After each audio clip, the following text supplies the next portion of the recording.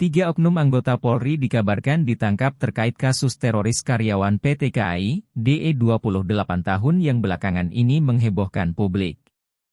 Terkait penangkapan oknum anggota Polri, pihak kepolisian belum memberikan penjelasan mengenai hal tersebut. Tetapi, polisi memastikan akan memberikan penjelasan soal hal tersebut hari ini pada Jumat, 18 Agustus 2023, sore nanti.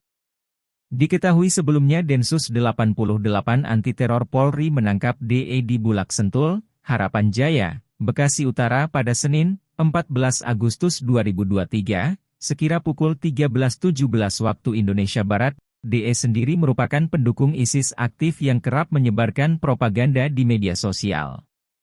Menurut Karopenmas Divisi Humas Polri Brigjen Ahmad Ramadan, DE juga mengunggah unggahan di Facebook yang berisikan pembaruan bayat dalam bentuk poster digital. Di sisi lain, Ramadan mengatakan DE juga mempunyai sejumlah senjata api atau senpi rakitan, namun, dirinya belum merinci berapa jumlah senpi tersebut.